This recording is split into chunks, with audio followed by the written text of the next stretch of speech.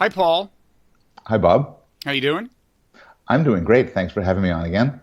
Oh, my pleasure. Let me introduce us. I'm Robert Wright. This is the Wright Show, available in both streaming video and via audio podcast. You, of course, are Paul Bloom, professor of psychology at Yale, author of many books, Against Empathy being the most recent. People, don't get the wrong idea about that title. We'll get into this at some point in the conversation and convince you that Paul's not quite as bad as that makes him sound.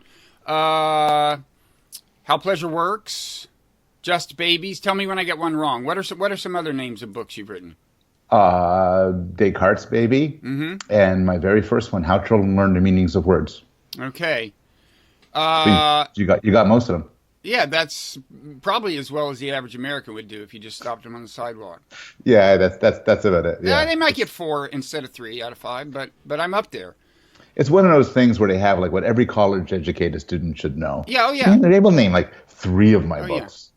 Yeah. You are in the book, that cultural literacy book that was a bestseller a couple of decades ago, right? Hirsch, right? Yeah. Yeah, Hirsch. Yeah. It was like, can you name 4 of Paul Bloom's 5 books was one of the questions. That's right. Very prescient of him, because you hadn't written, I think, any of them at that point. But no, but yeah, it's a sad commentary on our times that many people still fail to have that degree of cultural literacy. Yeah. So this is what we get when you and I decide to wing it. By the way, this is where we go. We're winging it, folks. We're working without a net here, Paul. I am. Now, we are not totally without preparation. We are going to talk about a piece you wrote for the New Yorker, the physical New Yorker. It's in the actual magazine, as so few, quote, New Yorker pieces actually are. And it's about dehumanization. And I assume that somebody wrote a book called Against Empathy is in favor of dehumanization, so we'll get to that. Fair enough. Fair enough. But first, I have to say, you're sporting a new look. Is this the guru look? Is this what comes from writing about heavy subjects? You got a little growth on the face there. Yeah, I don't know. Life transitions, things happening. Tried to hide a double chin. The whole thing. Uh-huh. I kind of like it. I actually, my wife and I were in Europe, and I give up shaving when I travel, and I decided, what the hell? What do you think? Oh, it's a good look. Okay, it's a good look. I may do a Twitter poll. I think I should get. I think my vote should count so disproportionately that you needn't bother. It's a good look. I was flirting with that. I tried that for a while. I'm not very good at growing a beard, but I did it, and I stuck with it until about 6 or 8 months ago. Now you just completed a book on Buddhism that had this amazingly positive reception and well-deserved buzz and everything. So I would expect you to be sporting a mystic's beard, swizzling down to your belly. What does that look? Is that what that looks like? I think so, like yogis or something. Okay, I'll do that. Anyway. So about this dehumanization thing. Now, you, as so often the case, you took a somewhat counterintuitive turn on this. I wouldn't say you were pro-dehumanization, but you were saying that when we look at all the horrible things that people do to one another, and I think ultimately, I should say, our conversation is going to apply broadly to various kinds of bad things people do. People have lately been getting in trouble for being sexual predators, sexual harassers. Yep. There's the increasingly hostile attitude that Americans have toward one another based on their political tribe. And then, of course, there are the horrific things like ethnic cleansing, possibly going on even as we speak in Southeast Asia. And you that's what you focus on in the piece is kind of the worst of the worst. The Holocaust and various other things that have been attributed to the human ability to dehumanize others. Yeah. And you suggest that actually that's not the problem. Right. So my claim isn't that counterintuitive. So first, I think dehumanization is as terrible as everybody thinks it is. There are people, David Livingston Smith is, I think, the best scholar of dehumanization, has a wonderful book, Less Than Human. And he does a great job of showing that through history, people often ignore or dismiss or fail to recognize the humanity of others. And this corresponds to doing terrible things to them, to treating them as property, to exterminating them, and so on. So that could be absolutely terrible, and I don't deny that. The argument I do make, though, is that our worst cruelty, or at least a good portion of our cruelty, isn't dehumanization at all. And then the sort of second qualification I would say is that this argument is not necessarily, I'm not the first to make it. Quaime Anthony Appiah makes it. Two psychologists, Taj Ray and Alan Fisk, making a wonderful book called Virtuous Violence. Which and you talk about in the piece, right? And most of all, this really sharp Cornell philosopher, Kate Mann, makes it in her book on misogyny. And this is the point that that our worst cruelties often involve a full acknowledgement of the capacities of others. And in fact, they only make sense if you acknowledge the capacity of others. So, I don't go into too much detail in my articles. It's really upsetting. But if you think about the horrible tortures and degradations and humiliations we do to other people, they don't make sense if the people doing these acts didn't construe their victims as people, as having the capacity to suffer, having dignity that could be stripped from them, and deserving what they're getting. So Mann makes the case in her misogyny book that the acts of violence towards women aren't necessarily because the perpetrators don't see the women as people. It's rather they see the women as these people who've done terrible things to them and deserve what's coming to them and haven't shown proper respect and should be suffering. So I'm sort of arguing, and this is an argument compatible with the terribleness of dehumanization, that recognizing somebody as human is no picnic either. It's no, it's not the solution. It's not the solution, in that a lot of torturers and sadists and genocidal maniacs fully recognize the humanity of other people. And for instance, a lot of these acts are motivated by moral outrage, by moralistic violence that entails that they're dealing with those they think of as people who've done something terribly wrong. Okay. I mean, I think we could talk about sexual harassment, because I think sexual harassment, sexual assault is a paradigm case of it. But another one is the rhetoric of the alt-right, or white supremacists, who say things like "lock her up" regarding Hillary Clinton, or "you will not replace us" to the Jews. That doesn't sound like they think their enemies are non-human animals. It sounds like they think their enemies are dangerous, terrible people. Right. So you're saying that I think it's commonly thought that dehumanization is a kind of mechanism in the brain that facilitates bad behavior.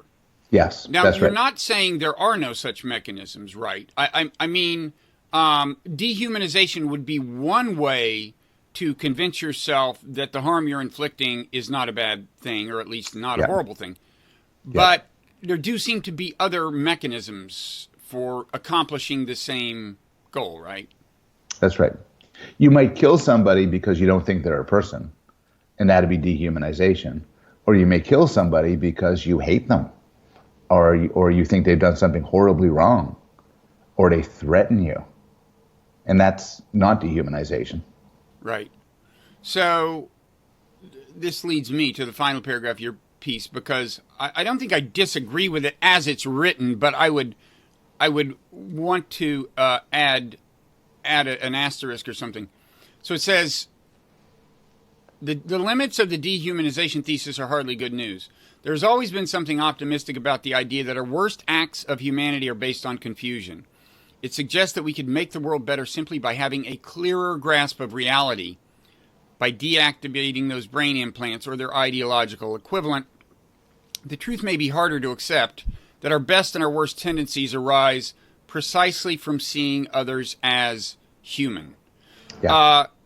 I'm willing to buy lessons, but having myself just written a book that argues that the source for our bad behavior is not seeing the world clearly.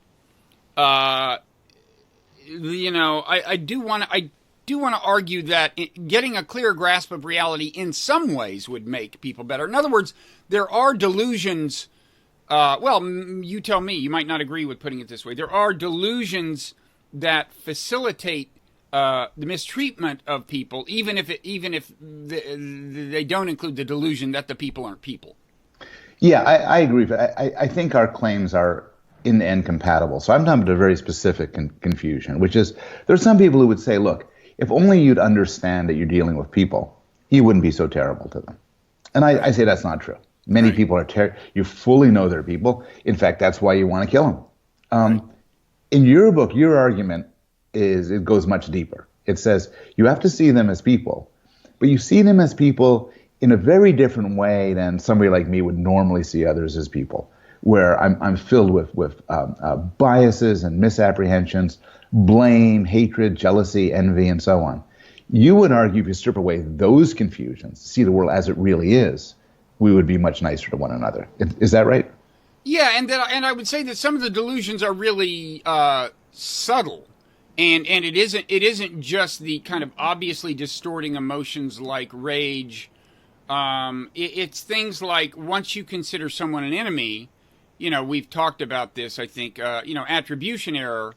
If they're in the enemy camp, that influences the way you process all your information about them. So when they do something good, you kind of explain that away as not reflecting the actual inner them. And if they do something bad, you say, yeah, that's the kind of person they are. Whereas with your allies, you're inclined to do it the other way around.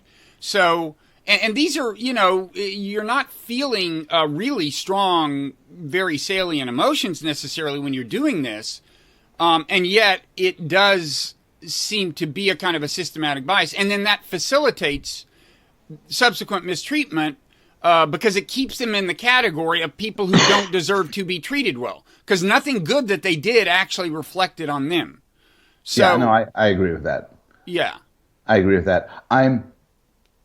Maybe I'm less optimistic than you, since I sort of... Not easy to do, but try. I want to kind of zoom in on areas we have tension between, is that it is very nice to give up that kind of misperception where you say, well, they're the outgroup, they're terrible, they're irredeemable. I agree, it'd be nice to give that up. The problem is there's some biases we have that I would think are very hard to give up and we wouldn't want to give up. And you know the direction I take this because we've had this discussion before, but like the love we have for our children or for our friends or for our family. So I see my sons very differently than I see other people. And I need a lot of convincing that that's mistaken. Well, it's not, I'm not against it, because for one thing, it's a reasonably efficient way to do things. It makes sense for me to have particular concern for the people who are living in my house, for one thing. Makes a lot more sense than driving across town to help some 3-year-old over there, right? There's all kinds of practical arguments for, on behalf of continuing to love my offspring, which I do. But even now this is sort of Peter Singer argument, which is it makes sense for us to all love our kids more than strangers because it's just most efficient. If I feed my baby, you feed your baby, it makes a lot more sense than me rushing to Princeton to try to find your baby and you try to find mine. It's just more efficient. The utilitarian says this is an excellent way to raise the utility of everybody. We all focus on our own. But that's not why I think it's right.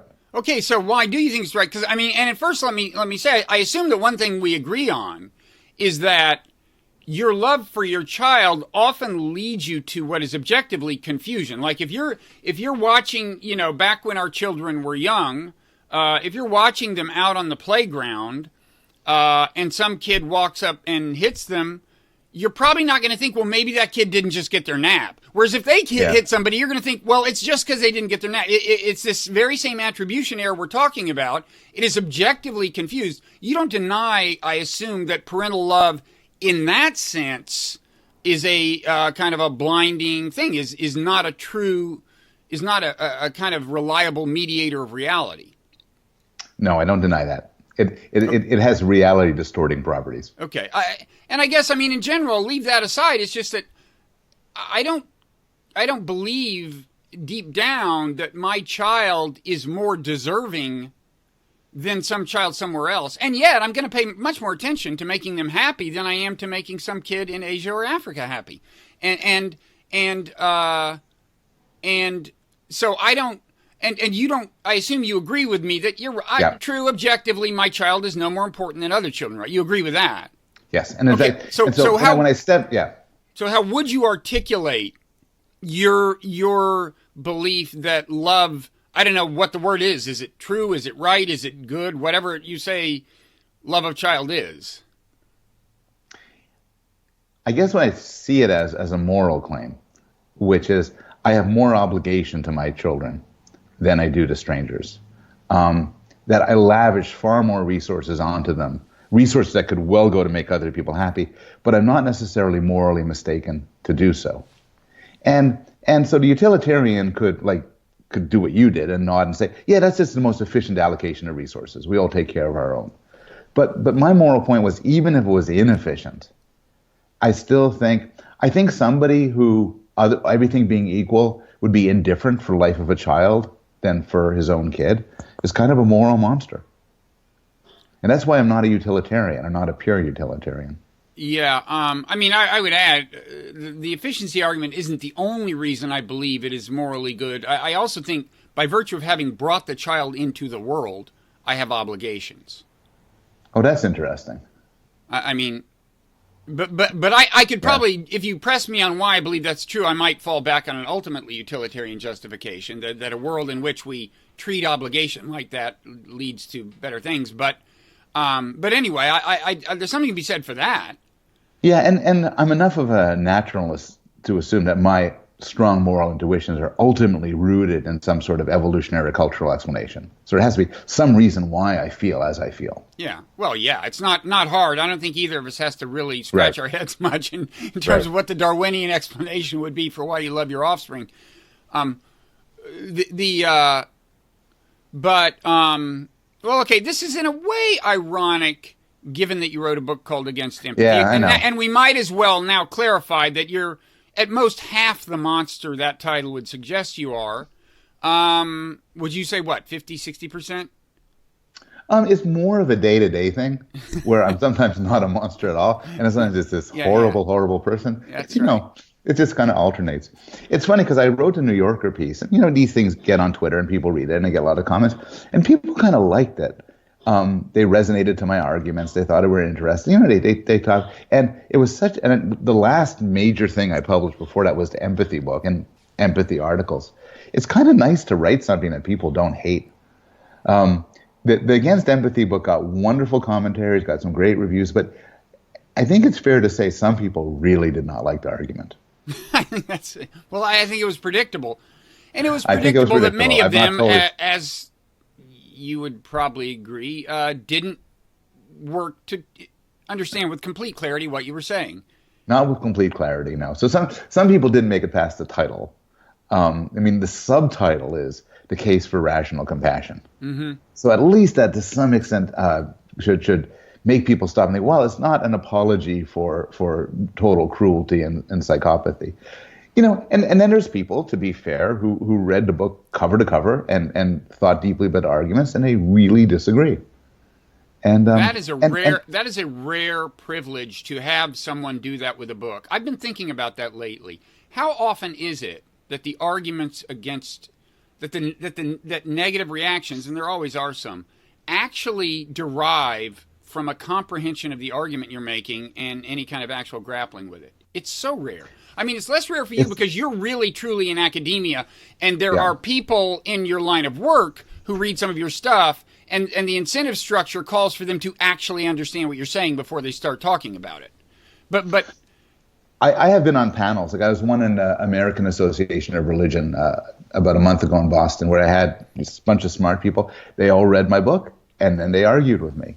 And it was exhilarating. They were smart, generous people. Right. They all disagreed with me on different things, and we had a good discussion. So sometimes it works out right. It is a lot of people bash academia, but like you said, at its best, there really is a sort of constructive and generous engagement with views, which is just one of the best things about this business. Mm-hmm. So anyway, as for your the irony I was pointing to, your argument involved claims like our natural kind of intuitive deployment of empathy, in the sense of emotional empathy, feeling their pain, getting really wrapped up in their suffering, leads to, among its problems is it leads to a disproportionate or kind of warped allocation of resources. Everyone stops and CNN is engrossed in this kid who's stuck in a well in West Texas, And meanwhile, people are, there are places where you could get a lot more bang per buck if you focused on them. And so I would think that how wrapped up you get in your children is just kind of a special case of this. Yeah, you would. So that's the argument I make. I say empathy makes us care more about the one than 100. It makes us care more about a single individual in our neighborhood and 1,000 far away. It biases us on the basis of color, ethnicity, place of origin, how attractive somebody is. It makes us morally stupid. But when it comes to our kids versus other people, our friends versus other people, I dial down the argument a bit. There's still ways in which empathy makes us morally stupid. But I'm not convinced that it's itself a moral mistake to value your kids more than it is to value strangers. In the same way, I think it is a moral mistake for me to value white people more than dark-skinned people. That is a moral That would be a moral mistake. That's the sort of mistake. Clarify that, lest there be any. The last thing you need, having published a book called Against Empathy, is for people to take that the opposite of the way it was intended. This is not your Richard Spencer interview. This is right. No, that's not what I signed up for. So certain things are just moral mistakes. More biasing your morality on race is one of them. Ignoring numbers is another one. Ignoring the future is another one. Being trapped by salient cases, being manipulated, and I think this happens, being manipulated by empathic stories to champion policies that are objectively terrible. So there's a long list of mistakes that empathy, and more generally, our sentiments guide us to. And my book is saying, don't make these mistakes. This is where empathy pushes us wrong. When it comes to sort of personal ties, I struggle. I have a chapter called, I think, Intimacy, wherein I say these are some really hard problems. Okay. And the same issue shows up in the Buddhism work that you do, where I'm with you like 99% of the way, but it's I'm not sure if you use this phrase, the renouncing of attachments sort of thing. I don't know if I use the word renounce, but certainly attachment in Buddhism is thought to be a problem. Yeah, and if you renounce all of them, it's clear where you're heading. It's like, don't you wind up with a kind of a nihilism where you don't care. You don't care about anyone. Yes, you care about everybody equally, which kind of means actually, you don't I don't care think about that would be such a problem. The more severe accusation is that Buddhism leads ultimately to complete apathy about everyone. Because you recognize that everything's basically an illusion, and so you don't get caught. I wouldn't say that so much. I mean that's an extreme variant of a certain doctrine that really would say that everything's an illusion. It's more like, one path to the problem is Buddhism, and Buddhist meditation is partly about learning to actually feel okay under any circumstances in a certain sense, right? It's like if you look at pain in a different way, it's not painful, and so on.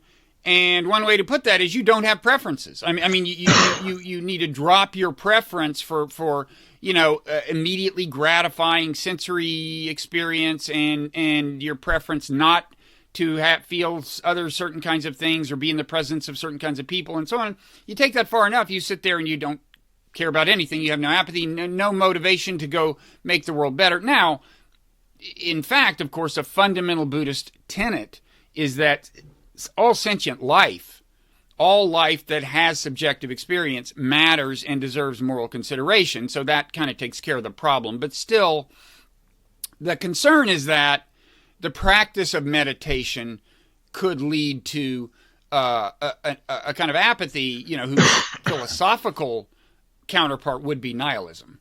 Yeah. Which I don't think is a practical problem. Probably not worth all the time I just spent describing it, because nobody ever gets that far. Basically, virtually no one ever gets far enough for that to be a serious concern. Is that true? I mean, there are all these individuals. You discuss some in your book. I've read about them through Sam Harris, elsewhere, who are really, really good at this, who are really good Buddhists, really good meditators. And when you hear these stories, correct me if I'm wrong, but typically, there are no husbands and wives in the picture. There are no children. There are no people they regularly take care of. And so it does seem as if there's something incompatible with doing this really powerfully and having intimate relationships. I think there's some pretty adept and committed meditators who have spouses and offspring. I don't know who exactly you're thinking of, but... So do you think that they're, by normal standards, good partners and good parents? I actually know of a case where he this is interesting. Maybe we've talked about this, but this guy Gary Weber said on Blogging Heads, and I'm convinced that he has gotten quite far down the path, that after his children were grown up, he made the decision. He made it part of his discipline to let go of his attachment to them. And there's a couple of interesting things here. First of all, he said he waited until they were on their own. They were adults. Yeah. Secondly, he said it made him a better parent. And I don't doubt that for a second. I mean, I think plenty of bad parenting, and I've done some of it myself, results from extreme emotional investment in the child. And now we're circling back to my empathy book, because I make the claim that even with your kids, even assuming you should love your kids more, too much empathy almost paradoxically makes you a worse parent. If you feel your kid's pain, you can't give your kid a vaccine shot. You can't make him do his homework. You can't make him suffer in the way a good parent makes their kid suffer for long-term goals. So I could see that some of the distance of meditative practice might make you a better parent. Right. And but I'd also think there should be a sort of a sweet spot, that too much distance. Yeah, I'm not looking for it myself. I'm perfectly happy with being attached to my daughters and my wife and my dogs. we've never discussed not necessarily in that order. What? No, it's close enough. It's not a bad order. I've been accused of having the reverse order. I do like my dogs a lot, not as much as my daughters claim, but I like my dogs a lot. But now the other thing about empathy, I think another thing you don't like about it is that when it becomes really strong within a tribe, it leads to problems. Right? By tribe, I just mean any group that sees itself in opposition to another group, an ideological group. So that can have a warping effect, right? Yeah. So I think one thing we share is a view that we share is that one thing that bedevils human psychology is much too much of an in-group, out-group, us-them psychology. It has sort of a standard Darwinian explanation. In my baby research, you find it as young as you can test, and it's bad for us. If we could dissolve it, we'd be much better people. If we could somehow tone down the demonization of the other and the sort of valorization of our own group, we'd be more rational, we'd be kinder, our politics would be better. There'd be so much, again, I would sort of draw the barricades around the family and friends to some extent, but when you think this way about Democrats versus Republicans or Americans versus Koreans, it has all bad effects and no good effects. But the dynamic is very similar to the one among family and friends, right? I mean, there's a sense that the people who agree with you about Trump on Twitter, you have friendly feelings toward them. And that it's the same kind of cement, right? Yep. And it's I think a sort of epistemic vice. I mean, I go on Twitter and I'm not special. Most of the people I follow are like-minded. They're other scientists, they're people I find funny, they're personal friends. And there's the warm buzz of agreement. Mm-hmm. And I also follow some people who just, who are Trump supporters and something like that. And I do this because I feel it's important and it's good for me, but it's not as fun. It's not as pleasant. Yeah. No, it's, so what is your view of the kind of political polarization situation in America right now? I mean, just as a psychologist, as something of an evolutionary psychologist, and certainly as a student of moral, kind of moral cognition, how depressed, how worried are you? So I don't know if I have anything particularly insightful to say. As a sort of normal person, I'm extremely worried. I also think that the Trump issue falls into no established paradigm. It's not as if Americans in my lifetime have dealt like anything like this before. It's not the standard Democrats versus Republicans, liberals versus conservatives. You're dealing with somebody who is, I don't know if I have anything particularly insightful to say. As a sort of normal person, I'm extremely worried. I also think that the Trump issue falls into no established paradigm. It's not as if Americans in my lifetime have dealt like anything like this before. It's not the standard Democrats versus Republicans, liberals versus conservatives. You're dealing with somebody who is, possesses an unusual psychology, and and and I don't. It just sets up problems. My natural, if we were having this discussion and George Bush was president or Clinton or Carter or whatever, I'd be saying, look, people should be making a good faith effort to understand the other and bring and find compromise and everything. But I think there's something about Trump and many of his supporters which pose real problems. I don't see this. I'm often tempted to see conservative liberal disagreements as sort of rational disagreements that could be ultimately settled through rational discourse and so on. Social psychologists hate that, but I think it's true. But between the Trump supporters and the rest of the world, there's such a divide. I'm just very pessimistic. Yeah. I'm pessimistic, for instance, that the core Trump supporters are anything that could dissuade them. I'm pessimistic that people like me, there's anything that could persuade me. And it's an unusual time. Do you agree that this is a very special situation? Oh yeah. I mean, people who sometimes young people say, "But wasn't Nixon bad?" Nixon was bad in a totally different way. I mean, he was a smart person. He had actually a serious interest in public policy. He was the essence of a conniving, unscrupulous politician, maybe. Yeah. But we've had plenty of those. Yeah. I mean, Trump is different in terms of the sheer shallowness of his capacity. And I think maybe most worryingly, his kind of instinct for the worst parts of human nature, just playing on Yes. the worst parts of human nature, fear and bigotry. I don't even know if he has to think about it. It's just that it's more like in his kind of quest for attention and a certain kind of stature, he will just push any button it takes, and he's got a real feel for some of the worst buttons. He's a natural. And the most recent thing was his retweeting. I'm sure you've spoken about this. His retweeting of the anti-Muslim Videos. things, which actually can connect to my empathy interest, which is one way to get people to really hate a group is describe members of that group victimizing innocent people. Oh yeah. So they show some guy beating up some other kid in on crutches as a Muslim beats up innocent guy. It gets people really Was that upset. one of them? I couldn't stand to watch them. Was that one of them?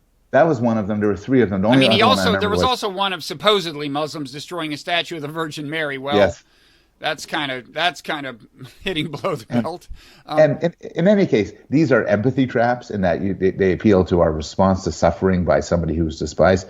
But they're also just perfect examples of Trump's genius and total lack of any moral scruples to throw red meat to his base and incite hatred. And I've never seen anything like it. No, there has never been anything like it. If I hadn't been through the last year and I just saw this, well, I guess now his party will repudiate him and talk. But nobody even it's the bar is so low with Trump that people barely notice that. Yeah, no, and in fact, the tax bill is a good example. I mean, that was when it comes to getting the tax cuts across, they're all on the same team, and so if he can deliver that for him, he's one of them. No, it's. I don't. There's something you said earlier about how normally you would say, well, let's make the effort to understand them and so on. I really think it's important to try to understand them, and I may not be quite as pessimistic as you are about Trump supporters. I mean, I certainly don't buy the kind of essentialist idea, the kind of basket of deplorables idea that at least 50% of them are just out and out. That according to Hillary, like 50% of the people who voted for him, I think the drift was they're just out and out racist or whatever. I'm not that pessimistic. No, and in fact, I think I want to dial that back a bit because I think regardless of what you think of them, it's critically important to understand what they're up to. Right. Even if you think they're your enemy, well, okay, then even more you should understand what's motivating them and what they're thinking. I also think we often forget one thing, which is the reason why most people probably voted for Trump is he's a Republican. He was a Republican nominee. That has huge predictive power. There are many people who will either they'll vote their party. Yeah. And so it's more of a mystery how he managed to win the primaries. But once he's a nominee, he has a lot of people who will vote for him regardless. Yeah. So at this point, I should plug this Mindful Resistance newsletter I've been putting out with the help of others, which people can sign up for at mindfulresistance.net. where we do periodically try to make an effort to understand Trump supporters and argue against oversimplifications of the problem. And that reminds me, I think maybe what I'll write for the next one is there's a little piece that I usually write in the middle of the newsletter. And did you read this Adam Serwer piece about got a lot of attention? I haven't read it yet, but it kind of dismisses, I think, if I've got it right, arguments that Trump supporters have economic grievances or this or that. It's in the genre that kind of argues that, look, they're just bad people. They're bigots or whatever. And I think the thing I want to say is this may be an example of that attribution error I've talked about. In other words, once you've defined them as the enemy, you don't want to explain their bad behavior as being circumstantial or situationally caused. It's just essence of them. I mean, so I think maybe that's what I will argue next time if it holds up after I actually read the piece. Yeah, I think I've read discussions of the piece. I think there's many reasons why people vote for Trump, and a lot of things are going to be correlated. It's not the biggest surprise in the world that they're more racist than people who didn't vote for Trump. Oh, I'm sure that's true. Yeah. And you know, but then again, many people who had voted for Obama then went and voted for Trump. Right. So it's complicated. I think to some extent votes for Trump by people who just feel so screwed by the system. They come from, even if they're not poor themselves, they often live in areas that have just been forgotten by the Republicans, forgotten by the Democrats, and are not doing well. And Trump maybe he'll save us. Maybe he's the billionaire who will rescue us. And maybe to some extent a vote for Trump is seen as a screw you to everybody. Yeah. No, I just took as it is. I just walked a little over 100 miles with my daughter. It's a long story as why I was doing this a little while ago through a part of Missouri. And I was thinking, we were going through these small towns, and the small towns were pretty much Trump country, I think, by and large. And I was thinking, if you were here and you turned on the TV and saw whatever, CNN, MSNBC, or just CBS, entertainment on CBS, or some Netflix show or something, you wouldn't think like that the people who produce the show have any concern for, it's just it's a different cultural milieu, and you wouldn't, and it would be easy to come to the conclusion that the people generating all of this culture you're supposed to absorb actually are either unaware of you or don't care. And one thing that's worrisome is how once you're driven by considerations like that or other considerations to consider the people in the other tribe, once that's firm, it seems like not an easy thing to undo, because the conflict itself reinforces and strengthens the tribal identity. Yep. And that seems to me what's happening in America right now to some extent. I think that's true. And also social media makes your behavior public in a way. Yeah. So if right. I was to tweet something supportive of Trump, all the people who I'm in contact with would see me as would mock me, would expel me from the group. It'd be humiliating. And so the fact that so much of our moral and intellectual lives are lived out in public polices these boundaries more than they otherwise would be. Yeah. It's when, in the non-public thing, I meet a Trump supporting relative, for I have some. We all have some. I have more than you, believe me. And we get into a conversation. And mine are Canadian, oddly enough. But we get into a conversation and it's fine. But if this conversation was over Twitter or Facebook, it would be less fine. Right. So there's another subject that's been in the news lately that's to some extent relevant to this question of dehumanization, which is all of the, the kind of sexual harassment, predation, assault scandals that have hit, especially kind of journalism, the entertainment industry, and politics, I guess. Now, there's a couple of questions, I guess. Is this about misogyny? There's that question. I don't know if you want to tackle that. And then there's a question of whether, I think I feel sure you'd argue, well, dehumanization per se isn't the issue. If you want to have sex with them, you generally have sex with other people, right? So it's probably not a thoroughgoing dehumanization. On the other hand, there is, you'd probably want to distinguish objectification from dehumanization, or would you? there's technical ways to break them up, but I view them as falling to the same family, as looking at another person and ignoring their fundamental human traits. Mm-hmm. So if you dehumanize them, maybe you think that they're like a dog or a snake. If you objectify them, you think that they don't have agency, they don't have experience. So the terms mean subtly different things, and psychologists try to pull them apart with different measures, but they fall into the same family. My own take is a little bit different about the sexual harassment thing, and it takes a while for these things to show up in a magazine like The New Yorker, particularly the way I write and everything. So I kind of finished my draft before the whole wave happened. But if I didn't, I would include something about Harvey Weinstein, because I think people kind of get it wrong. I think people think, here's a guy, and he's after sex with whoever he can get it, and he does all these and he does all these manipulations and these terrible things to get it, as if these acts of humiliating the women in various ways were kind of a means to an end. If only they'd be just compliant, he could snap his fingers and have. But it's taking steps. I don't think that's exactly right.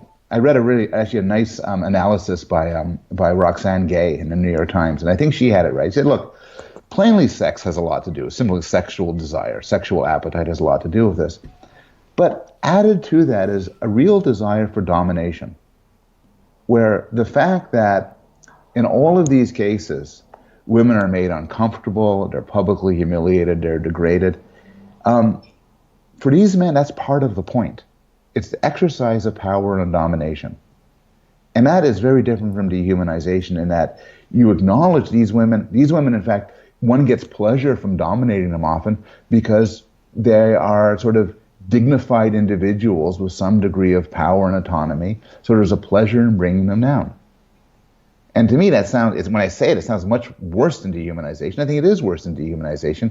It almost borders on a form of sadism. Yeah. But the pleasure of making somebody uncomfortable, the pleasure of bending somebody to your will, is, I think, a large part of the appetite for men like Harvey Weinstein. Yeah, that's interesting. I mean, I generally, when people have said rape isn't about sex, it's about power, I've generally felt skepticism welling up within me. Because, I mean, for one thing, I mean, you can't say it's not at all about sex. There is sexual arousal. I mean, I don't know, what do we mean? You know, I mean, that said, it's so although I'd reject the dichotomous version, there is a kind of intertwining of the exercise of the gratification gotten from the exercise of power and the gratification gotten from sex per se, I guess. And I mean, I do think different cases here are different in the scandals. I mean, there's different kinds of things going on, probably. And some of them are closer to being just, I don't want to say ordinary male misbehavior, but an extreme version of what you've heard of as male misbehavior. And then some are just like in another league where, like, I guess I'm naive. I'm just surprised that there are people who enjoy this. You know, it's like, it's weird. The Roger Ailes stories, for instance, are horrific. I mean, you know, and plainly, I agree with you. I think, and for a lot of these things, rape and everything, sexual desire plays a role, and it's not a hard case to make, but there's often something else. First thing, there's just simple cruelty of assaulting somebody against their will, but often more than that. You see in the Roger Ailes case, you see in other cases, there really is desire to make other people suffer. And to make them debase themselves in front of you. Yeah. And I also agree with you, by the way, that we're now living in a world we're talking about, Garrison Keillor and Louis C.K. and Matt Lauer and there's this long list. But they're not all the same, both regarding the severity of what they're accused of. You know, Harvey Weinstein, if the stories are true, should be in prison for being a rapist. Well, yeah, there's at least a couple of accusations of actual rape, yeah. While somebody like Garrison Keillor, from the little we've heard about it, shouldn't be. But there's also, beyond the severity, there's often different types of things. Sometimes these are clumsy passes. Sometimes these aren't, in fact, that sexual at all, just a desire to degrade another person. Right. But some of them are systematically clumsy passes or systematically aggressive passes that appear clumsy if they're rejected. Yes. But one question that arises is objectification an actually pretty pervasive part of human interaction, in the sense that there are just times in various contexts where you have a very clear idea what you want to get out of the person. I mean, you might be buying a car or selling a car, and you want to get them to this price point, and you're like thinking, what can I say that will get them to at that point? They might as well be, I don't know, they might as well be a dog or a machine or whatever else, where you're trying to give them input that will get the output.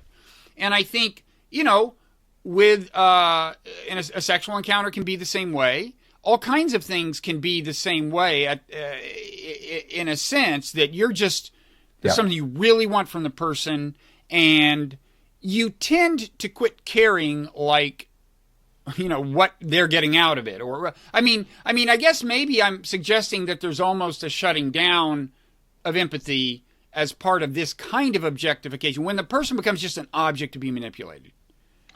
I think that's true, but I think you could even take that one step further and say some such treatment of people that way is morally acceptable, even morally necessary, so long as you don't violate their consent, so long as you don't harm them, but you forget about their humanity for a bit. So Martha Nussbaum, who's I think champion, talked about objectification more than anybody else, gives the example of, you're sleeping with your partner and you use the person's stomach as a pillow to rest your head against. You're using them as a pillow. You're just using them to keep your head at a certain angle. You're not.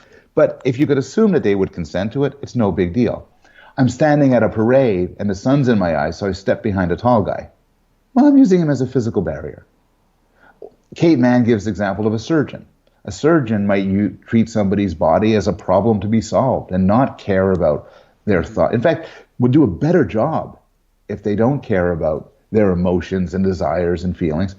And then I would ratchet it up and think that to do science, to do public policy, to some extent involves thinking in terms of numbers and ignoring people's individual traits.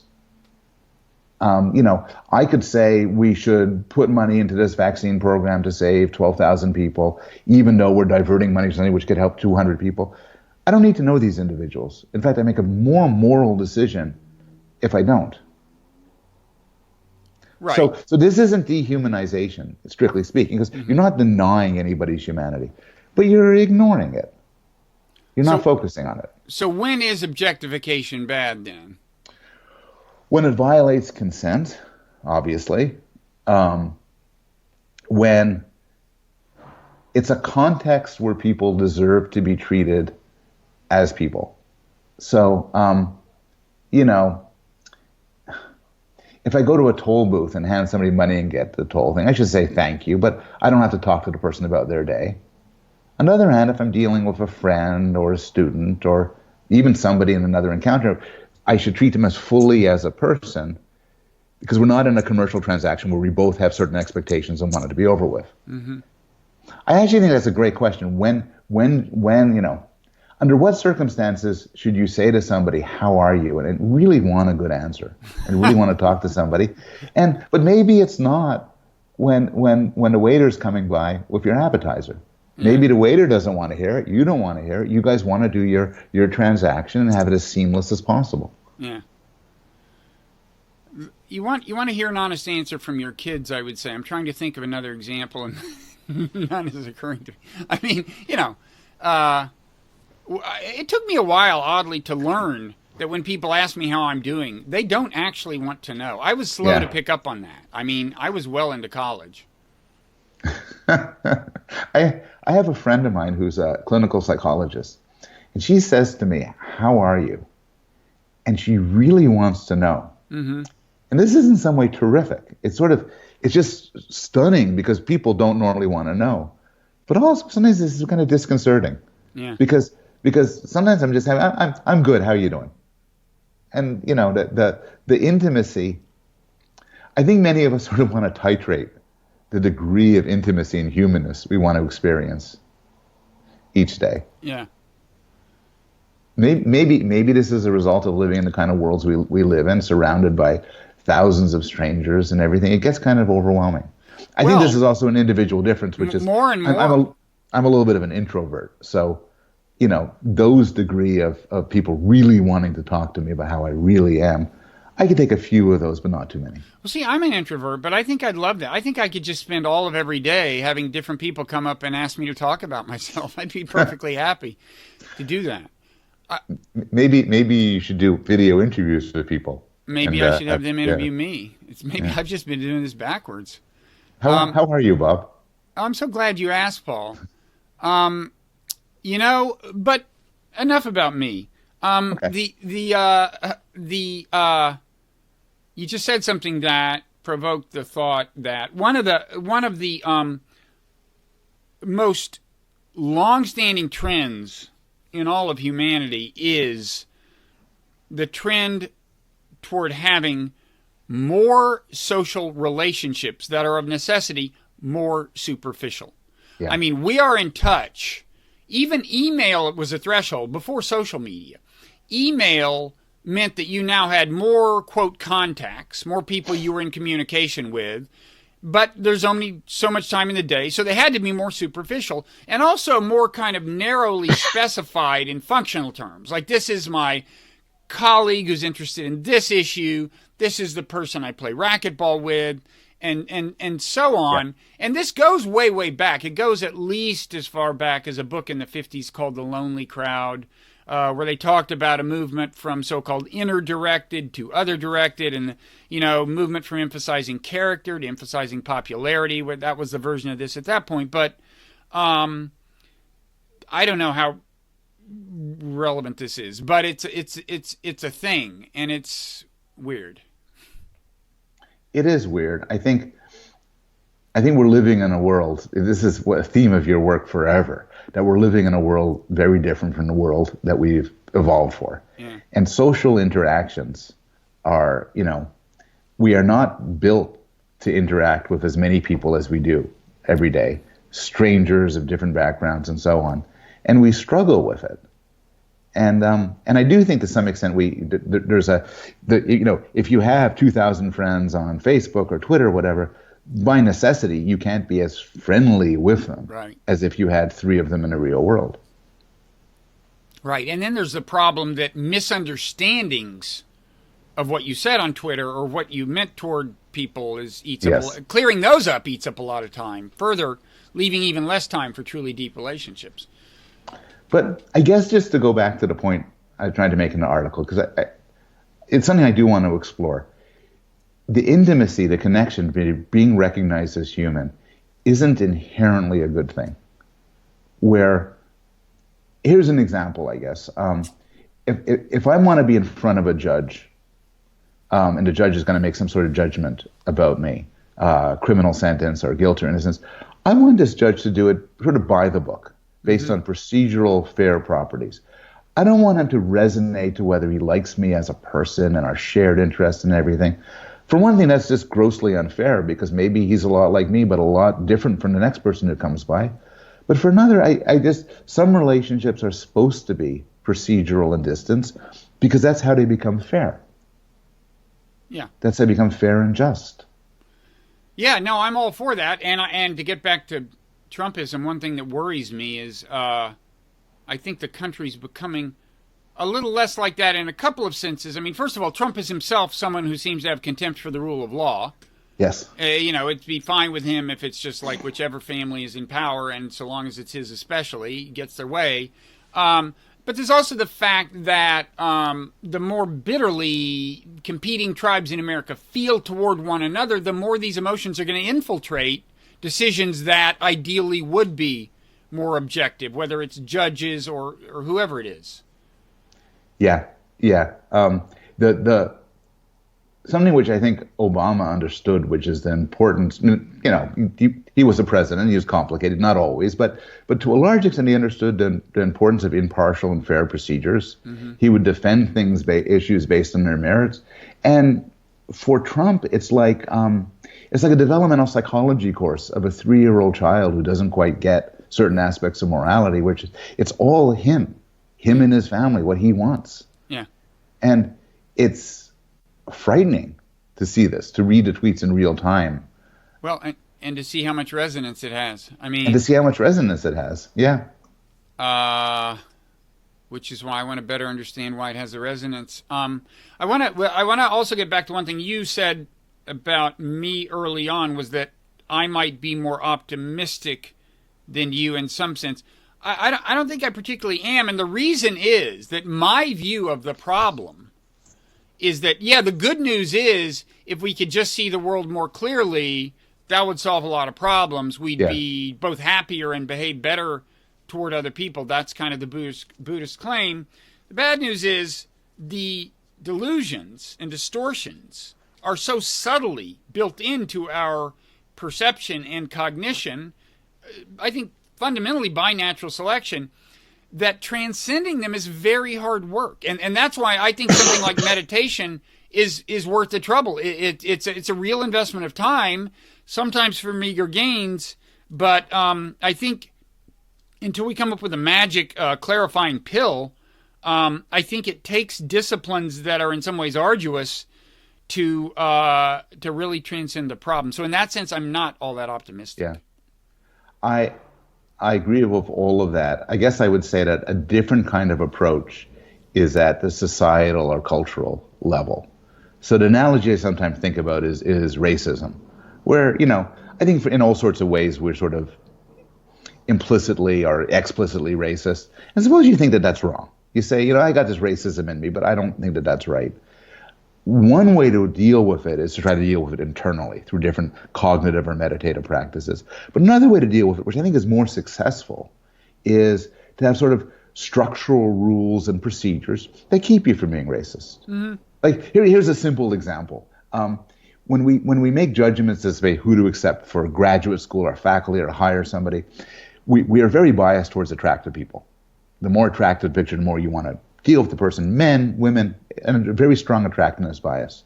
You could say, I'm going to try to be a better person and not be swayed by that bias. But I think a better procedure is to say, let's not have pictures. Mm-hmm. Let's acknowledge our limits and structure the world in a way that does the moral work for us. Right. When you can do that, I say do it. I don't see an obvious application of that approach to like the tribalism in America right now, no. Right? I mean, so, but yeah, I'm. If all you have to do is delete the photos, yeah, do it. There's something kind of Mike Pencean.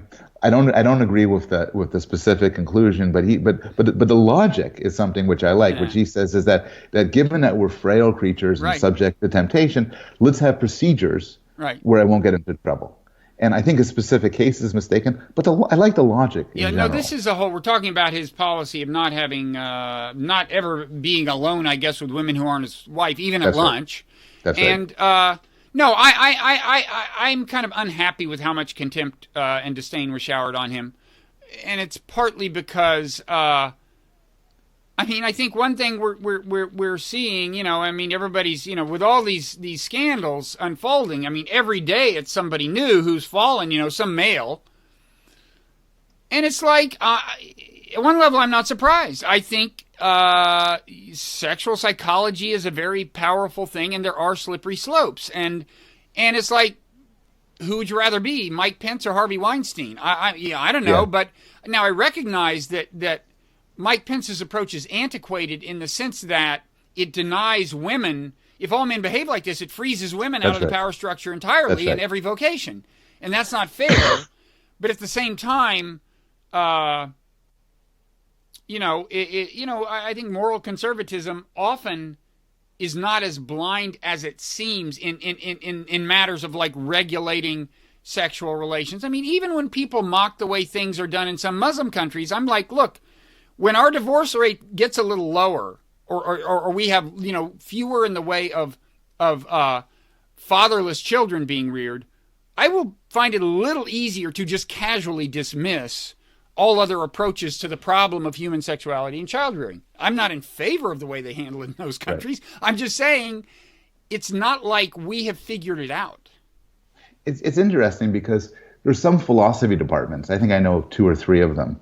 And philosophers are the most liberal people on earth in America and so on. And yet, and they would mock Mike Pence to death.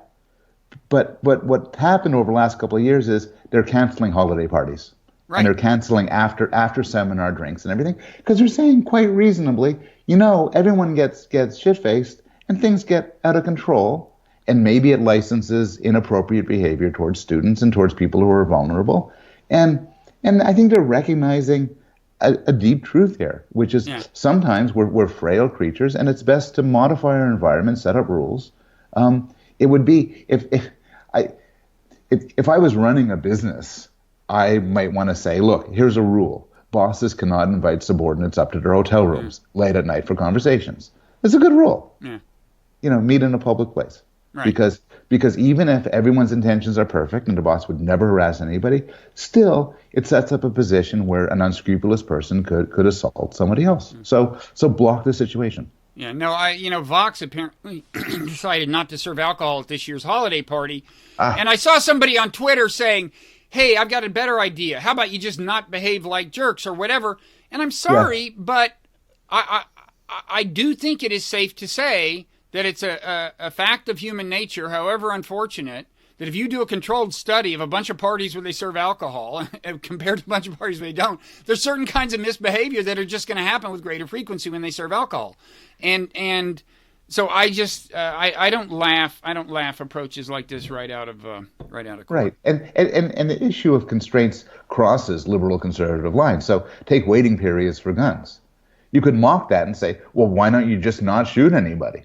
Right. Well, okay, but given that there's hotheads in the world, you have something which restricts everybody's freedom a little bit, and then the benefit, might outweigh the cost. Right. And good societies, this is a very anti-libertarian thing to say, unfortunately, but good societies restrict individual rights in certain systematic ways so that our worst selves don't emerge. Mm-hmm.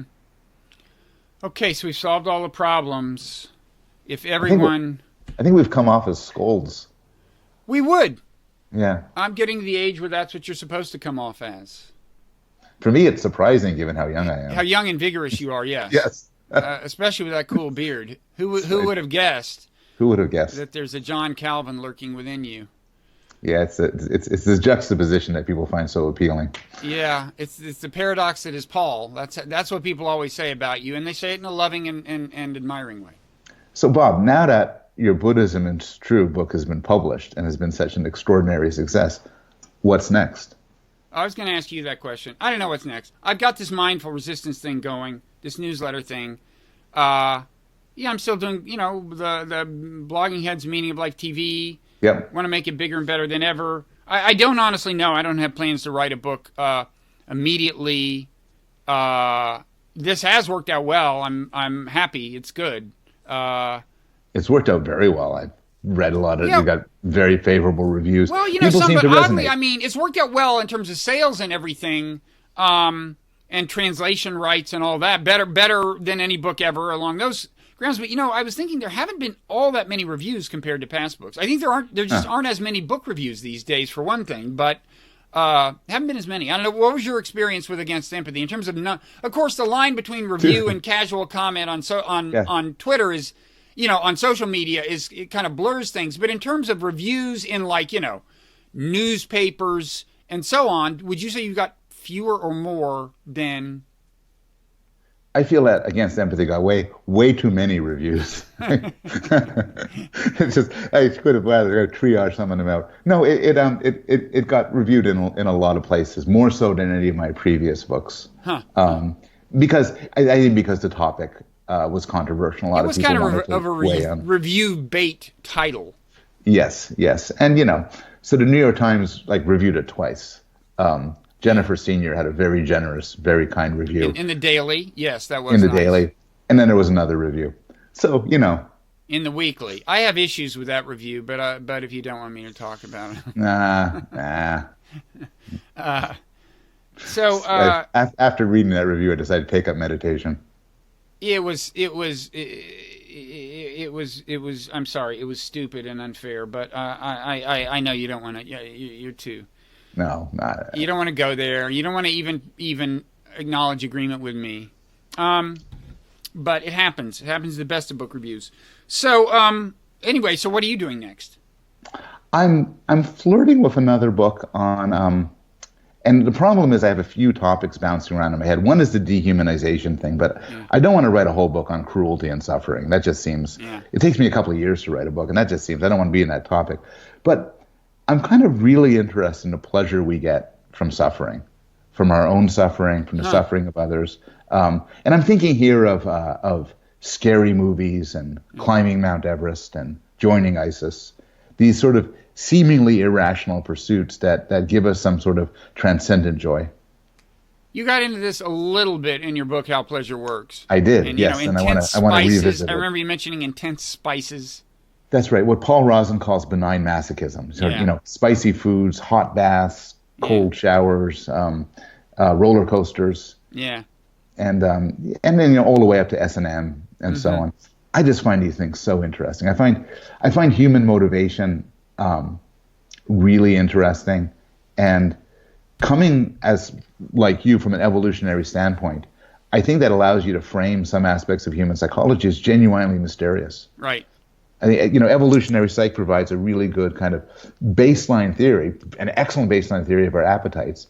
And then some appetites stand out. So why precisely do we watch scary movies, or we enjoy novels, or we like to, hang glide or join cults or whatever? Well, the good thing about that as a book is I think the view from evolutionary psychology would probably be, maybe you'll disagree, that there's no grand unified theory, that in different domains it's different things going on, and that gives you an excuse to tell a lot of different stories.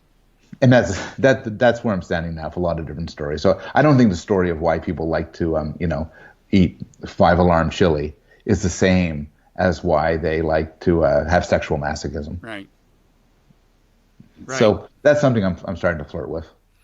Okay, well, that sounds like yeah. I anticipate less reflexive blowback than a title like Against Empathy.